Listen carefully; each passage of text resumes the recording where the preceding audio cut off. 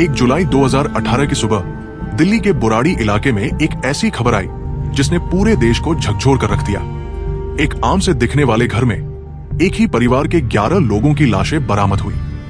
हर शव या तो छत से लटका हुआ था या फिर किसी अजीबोगरीब हालत में पाया गया। जब पड़ोसी उस घर में गए तो देखा कि दरवाजा खुला हुआ है, लेकिन जैसे ही वे अंदर पहुंचे वहां का मंजर देखकर उनके होश उड़ गए। पुलिस को तुरंत बुलाया गया और कुछ ही देर में पूरा इलाका पुलिस की निगरानी में आ गया। घर के अंदर 11 लोग, 7 महिलाएं और 4 पुरुष मृत पाए गए। 10 लोग एक ही कमरे में दुपट्टों और तारों से छत से लटके हुए थे और परिवार की सबसे बुजुर्ग सदस्य नारायण देवी एक अलग कमरे में मिट्टी के बर्तनों के पास जमीन पर मृत मिली। उनकी मौत गला दबने से हुई थी। पुलिस ने जब आसपास के लोगों से पूछताछ की तो पता चला कि ये परिवार एकदम सामान्य जीवन जी रहा था। उन्हें कोई आर्थिक परेशानी नहीं थी, न ही किसी से दुश्मनी। वे सामाजिक रूप से भी सक्रिय थे। लेकिन फिर ऐसा क्या हुआ कि एक ही रात में पूरा परिवार खत्म हो गया? जैसे जैसे जांच आगे बढ़ी, पुलिस को घर की एक अलमारी से 11 डायरियां मिली। ये डायरियां पिछले 11 वर्षों से लिखी जा रही थी और इनमें कुछ रहस्यमय आध्यात्मिक निर्देश लिखे थे। इन डायरियों में एक क्रिया का उल्लेख था जिसे सही ढंग से किया जाए तो मोक्ष की प्राप्ति होती है। हर पृष्ठ पर लिखा था कि आखिरी दिन आने वाला है। सब कुछ इस तरह लिखा गया था जैसे कोई व्यक्ति इन्हें सटीक निर्देश दे रहा हो।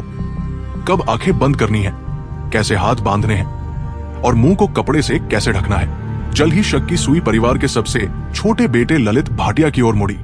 डायरियों के अनुसार ललित के अंदर उसके मृत पिता की आत्मा आती थी जो उसे मार्गदर्शन देती थी। उसी आत्मा के कहने पर ललित ने पूरे परिवार को इस क्रिया के लिए तैयार किया। वो हर रात डायरी में लिखता था कि अगला कदम क्या होगा और किस समय क्या करना है।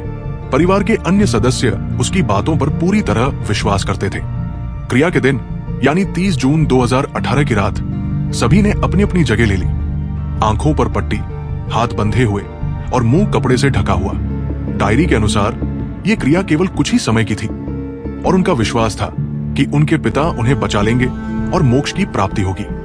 लेकिन किसी को अंदाजा नहीं था कि यह रात उनकी जिंदगी की आखिरी रात बन जाएगी। सबसे चौंकाने वाली बात यह थी कि किसी भी शव पर संघर्ष का कोई निशान नहीं मिला। यानी सभी ने इस क्रिया को स्वेच्छा से किया। या तो उन्हें यकीन था कि वे बचा लिए जाएंगे या वे मानसिक भ्रम में थे। पूरा देश इस मामले से दहल गया। एक पढ़ा लिखा, सम्मानित और सामाजिक रूप से प्रतिष्ठित परिवार जिसने कभी किसी को शक का मौका नहीं दिया, एक रहस्यमयी अनुष्ठान में अपनी जान दे बैठा। क्या यह सामूहिक आत्महत्या थी या कोई मानसिक बीमारी या फिर अंधविश्वास का दुखद परिणाम? आज भी बुराड़ी का वो घर वीरान पड़ा है। लोग उसके पास से गुजरने में डरते हैं। उस मकान की दीवारें आज भी वो रहस्य अपने अंदर छुपाए बैठी हैं जिन्हें शायद कभी पूरी तरह समझा ही नहीं जा सकेगा।